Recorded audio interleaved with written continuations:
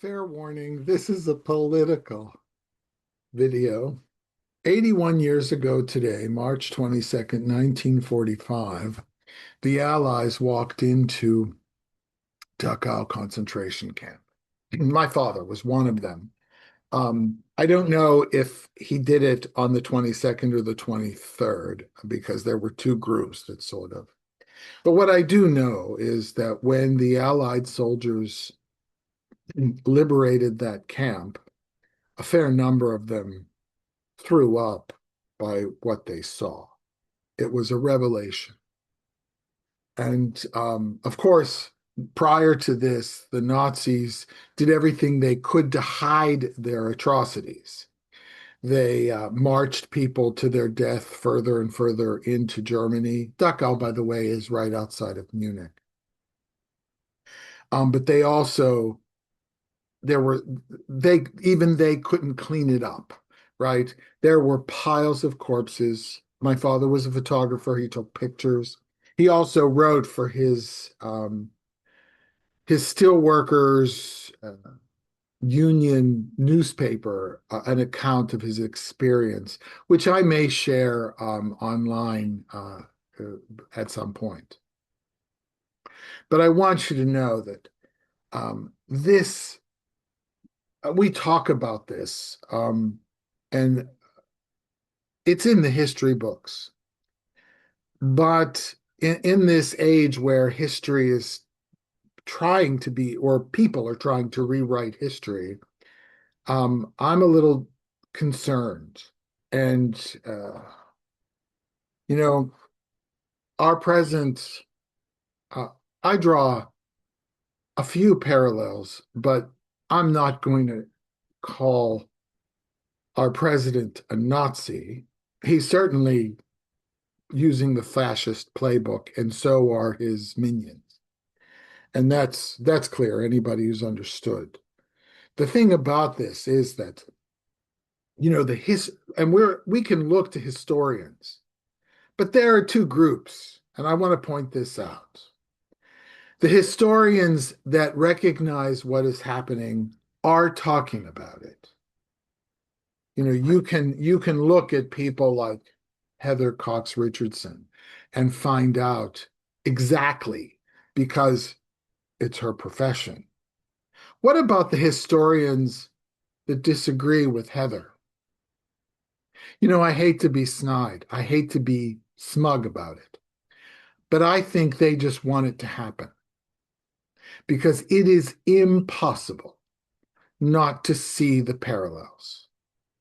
And one of the ways those parallels break down is that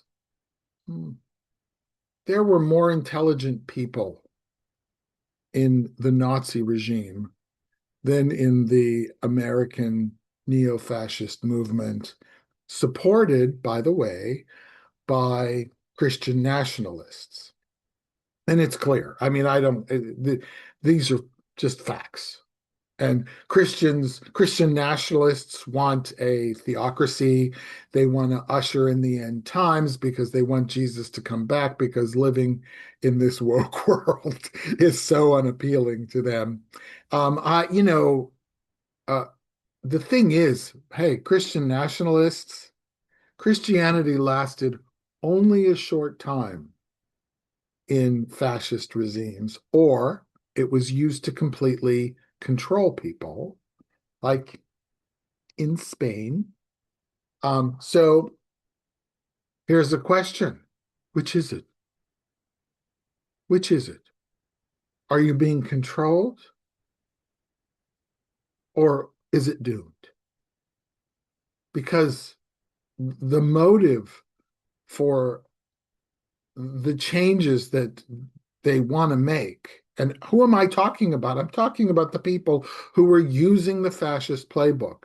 That entire sort of 2025, remember the Project 2025? Fascism. That's what it is. And am I anti-fascist? Of course. Of course. But am I a terrorist or a domestic terrorist? Of course not. I want what's best. Quite frankly, I'm patriotic and I want America to be wonderful, the best it can.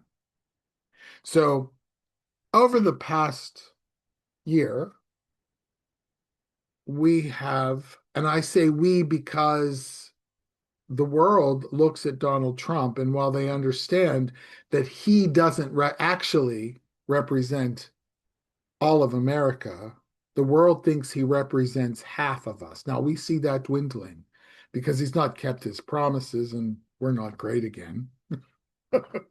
But the thing is, we, he has alienated all of our allies. He has invaded or bombed 7 countries. He has little to no understanding, even though he went to a military academy as a child. I guess his parents just didn't want him around. Um, uh, he has no military training, no military skill, doesn't understand anything. He's certainly not a diplomat. And these are, even his own supporters say, no, he's not a diplomat. He's a businessman and a sucky one. I mean, with as many bankruptcies as he's had. And he uses the court system, to justify, to make his enemies so weak they can't continue to fight him. And look what he's doing. It's all about him. This is the man who expected the Peace Prize, the Nobel Peace Prize. All right, I'm sorry. No, I'm not sorry. I'm saying this because uh, I want you to know that I feel obligated to share this and to say, look, the fact that this is happening now,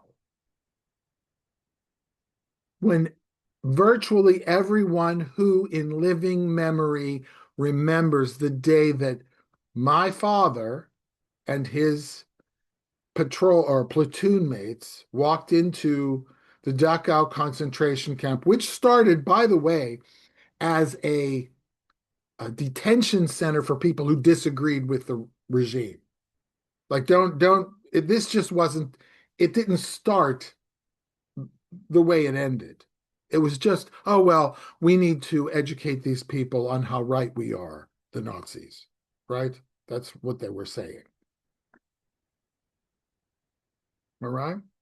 So the fact that this is happening now, and everyone who would have remembered, almost everyone, I mean, there may be a few hangers on. My father would be over 100 now. My mother, who was 2 years older than my father, was 100 when she died 4 years ago. So the thing is, they're all dead.